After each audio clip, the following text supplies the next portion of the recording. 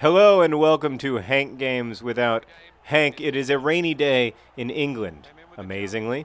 And we have voluptuous Pericard up front with bald John Green today. Other John Green, he's tired. He needed a rest day. And my assistant coach was like, seriously, if you keep playing other John Green, he's going to get injured. And that would be devastating because the romance, both literal and figurative, up front for the Swoly Poopers is a huge part of our club's success. So, today I'm going to talk to you about Henry and when he was born. It's funny to think about that now because now he's such like a big, smart, fascinating kid. And then, of course, when people are born, they're just like lumps. But at the time, beautiful lumps. Bald John Green, he's a finisher. Oh, look at that, wearing the captain's armband, celebrating with voluptuous Pericard. Alice Pericard's in the audience today, here rooting for the Swindon Town Swoly Poopers in the rain with their kids. Pretty great to see. It's a great day for voluptuous. Hopefully he'll get a goal. So, we knew that Sarah was pregnant, obviously. It wasn't like one of those TLC shows like, where'd my baby come from? So it was something that we were expecting. And something that we'd wanted to happen for a while. So, but on the day in question, we dropped Willie off at the groomer because we decided we wanted him to get bald John Green. He's a finisher. Wow. This may be the FIFA momentum thingy at work because the morale of Ipswich seems to have been devastated. Look at that beautiful mustache. My Lord. Other John Green's on the bench right now, just itching to get in the game, but not going to happen. He's got to have a rest. So we knew it was going to happen because we knew. I mean, she was scheduled to get induced like 2 days later, so we really knew it was going to happen. That's why we wanted to get Willie into the groomer. So we dropped Willie off at the groomer, and then we were going to go pick up some stuff at Trader Joe's at like a grocery store. And Sarah was like, she said, "I feel funny." And I was like, well, that probably means that you're in labor. And she said, no. I said, well, I mean, you're 41 weeks pregnant. You're probably in labor if you feel funny. She was like, nah, let's just go home for a while. And then she started having contractions that were like 7 minutes apart. But they make a big deal about how you don't want to get to the, you don't want to get to the hospital too early because most people, I mean, my wife is really hardcore and like super tough. And that's not to take anything away from people who are, oh, voluptuous Pericard. He's just desperate to get a goal in front of his family today, and he shot a little too early. Let's not take anything away from, people who are like that, but my wife is super, super tough, and so she's not the kind of person you need to say, oh, you need to wait until this or this or this to go to the hospital because, they're worried about people getting to the hospital too soon, and then they have to spend, 40 hours in labor and yada, yada, yada. But, that's not Sarah. That just wasn't a concern. So in the end, if anything, we went to the hospital too late, and they were like, okay, yeah, you should definitely be here. But we went to the hospital and settled in, and we watched a little bit of a movie. We had this big plan that we were gonna watch movies and hang out, and it turns out that it's extremely stressful to have a baby. It's not something you really want to watch a romantic comedy while you're doing. It's stressful on a lot of levels, but mainly for Sarah because it's it is the hardest core thing I have ever seen anyone do, and you just admire anyone who can watch their spouse have a baby and not admire her for the rest of their lives. I don't know. I mean, it's amazing. I could never do it. Oh, voluptuous Pericard off the post. And when I say I could never do it, I don't just mean because I don't have the organs involved. I mean, I think I would be too afraid to attempt to give birth. I think I would live a celibate life out of fear of becoming pregnant and then having to give birth. That's how hardcore it is. But that said, in some ways, it was also really, really relaxing because we had a really great doctor, and he was there the whole time, and he's just a really friendly guy. And I found out while Sarah was in labor that his wife and I had gone to college together. Oh, fat Lucas, you always know how to stop him on the breakaways, and that's why I love you, Fat Lucas. Um, so I found out that his wife and I had gone to college together, and so he and I were just talking about college and like, oh, what do you remember what dorm she lived in, and did you ever visit her there? And I probably saw you on campus, like we probably went to some of the same parties.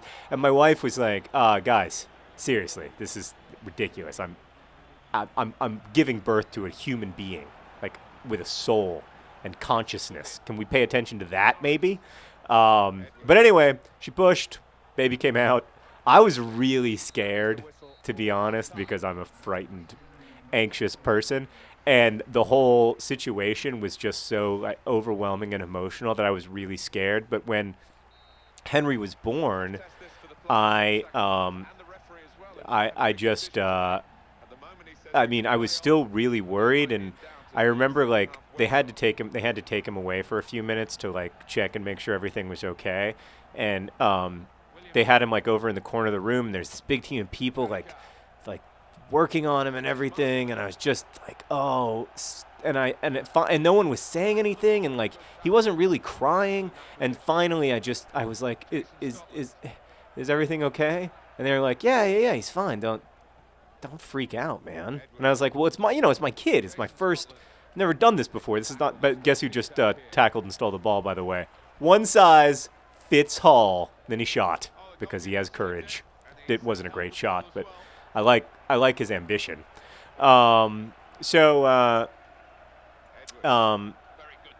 Anyway, it was real. I mean, obviously, hugely emotional moment. Like, really magical moment and I mean definitely one of the best moments of my life. Yes, finally! Voluptuous Pericard gets his goal in front of Alice and the kids. How awesome is that? You can tell, by the way, that Bald John Green definitely was working hard to set him up there. He got the keeper all the way out, made sure that Voluptuous Pericard had a whole goal to shoot at, and then Pericard, he ain't gonna miss from there. Great work by Mr. Voluptuous. We love you. So it was really like an amazing moment. But then like, you know, it was also 4 o'clock in the morning, and I'd never been that tired, emotionally exhausted, and Sarah was obviously both emotionally and physically exhausted, and I couldn't believe that my amazing wife had done this. Like, just I cannot emphasize enough how hard it seemed, like how badass it seemed, you know, like it just seemed really, really badass to me.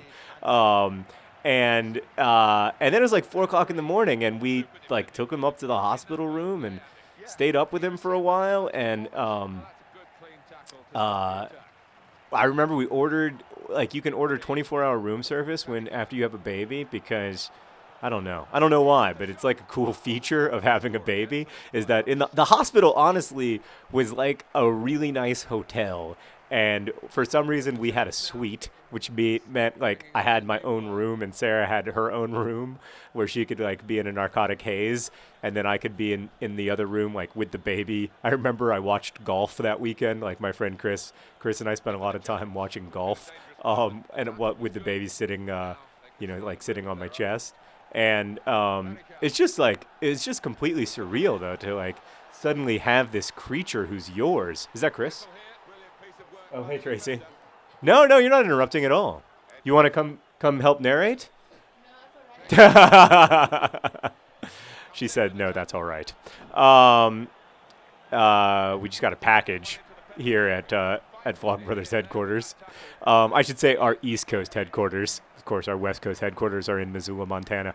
So, but like, to have this, it was very, I mean, I realize that this is an obvious thing to say, but like, it was very strange to have this creature who was suddenly alive, where he had not been alive before. Like where he had not had like a life of his own before, and now he suddenly did. It was really, really surreal. And that was kind of my primary thought at the time, was I would just like hold this guy, and he had so much hair. You know, when he was a baby, he looked like a little man, like a very, very, like a 7-pound man. And it was just, the whole thing was so strange. and so like emotionally overwhelming. But on some level, like when they're born, they are obviously they're people, but like they also aren't, like because they haven't yet established themselves. Like certainly now, I feel so much like closer to Henry, and like my relationship with Henry is so much more interesting and complicated than it was then, when he was just like, I will cry when I am hungry, and at other times I will not cry, and that was pretty much like the way he expressed himself. And now he can be like, hey, where are you going, Dad? And I'll be like, just going into the other room. Do you want to come? And he'll be like, okay. He says that all the time now. Okay. And then he'll, don't give me a card. Oh, that is too, what, the color of that card is inappropriate.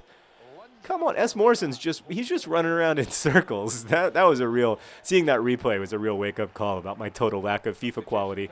But I will remind you that the Swindon Town Swoly Poopers are up 3-0, and Voluptuous Pericard has scored. Wow, that was embarrassing. That was embarrassing. And that was the last kick of the game. So we do get a red card, but Ball John Green got 2 goals. He set up Voluptuous Pericard for the 3rd goal so that Voluptuous could score in front of Alice and the kids who were here at the game today. So proud of the boys. Beautiful mustache. Oh, Ball John Green, look at your mustache. That's why I'll never upgrade to FIFA 12. Thanks for listening. I will see you. God, I won't see you. Best wishes.